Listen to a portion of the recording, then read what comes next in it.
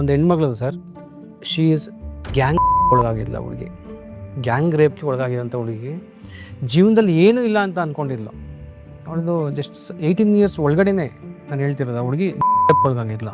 ಯಾರು ಬರೀ ಅಪ್ಪ ಒಬ್ಬರಿದ್ರು, ಅವಳಿಗೆ ಅಮ್ಮ ತೀರೋಗಿದ್ರು. ಸೊ ನಿಮಗೆ ಸಪೋರ್ಟ್ ಮಾಡಿದ್ದೀರಾ?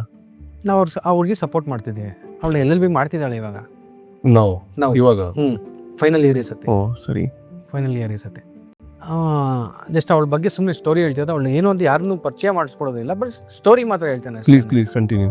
ಅವಳು ಗ್ಯಾಂಗ್ ರೇಪ್ ಒಳಗಾಗಿದ್ಲು. ಅದು ಹೇಗೆ ಅಂದರೆ, ಅವಳೊಂದು ಫಾರ್ಮ್ ಹೌಸಲ್ಲಿ ಕೆಲಸ ಮಾಡ್ತಿರ್ತಾಳೆ. ಅವ್ರ ಅಕ್ಕನ ಜೊತೆ ಹೋಗಿ ಇರ್ತಾಳೆ. ಅವ್ರ ಅಕ್ಕ ಒಂದು ಕಡೆ ಇರ್ತಾರೆ. ಅಲ್ಲಿಂದ ಪಕ್ಕ ಫಾರ್ಮ್ ಹೌಸು, ಅಲ್ಲಿ ಹೋಗಿ ಕೆಲಸ ಮಾಡ್ತಿರ್ತಾರೆ. ಅದೊಂದು ರೆಸಾರ್ಟ್ ಥರ ಮಾಡ್ಕೊಂಡಿದ್ರು ಅವರು. ರೆಸಾರ್ಟ್ ಓನರ್ ಜೊತೆ ಅವ್ರ ಫ್ರೆಂಡ್ಸ್ಗಳು ಸೇರಿ ಮಾಡ್ತಾರೆ ಅವಳನ್ನ. ರಿಸಾರ್ಟ್ ಓನರ್ ಸರಿನಾ. ಒಂದು ವಾರ ಆದಮೇಲೆ ಅವಳ ಬಿಹೇವಿಯರ್ನಲ್ಲಿ ಚೇಂಜಸ್ ಆದಮೇಲೆ ಪಕ್ಕದ ಮನೆಯವ್ರು ಅಬ್ಸರ್ವ್ ಮಾಡ್ತಾರೆ ಅವಳನ್ನ. ಅಮ್ಮ ಇಲ್ಲ, ಅಪ್ಪನೂ ಕೂಡ ಗಮನ ಕೊಟ್ಟಿಲ್ಲ. ಅಪ್ಪ ಬೇರೆ ಮದುವೆ ಮಾಡ್ಕೊಂಡು ಬೇರೆ ಸೆಟ್ಲ್ ಆಗಿಬಿಟ್ಟಿದ್ದಾನೆ.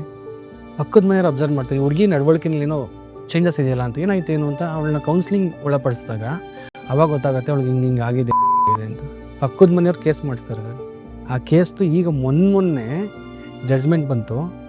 3 ವರ್ಷ ಶಿಕ್ಷೆ ಕೊಟ್ಟಿದ್ದಾರೆ ಅಷ್ಟೇ. ಓನ್ಲಿ 3 years ಕೊಟ್ಟಿದ್ದಾರೆ. ಅದರಲ್ಲೊಬ್ಬರನ್ನ ಖುಲಾಸೆ ಮಾಡಿದ್ದಾರೆ. ಆ ಹುಡುಗಿನ ನಮ್ಮ ಕೈಗೆ ಸಿಕ್ಕಿ, ಆ ಹುಡುಗಿನ ನೀನು ಓದಬೇಕು ಅಂತ ಹೇಳಿ ಇವಾಗ 3rd year LLB ಮಾಡ್ತಿದ್ದಾಳೆ.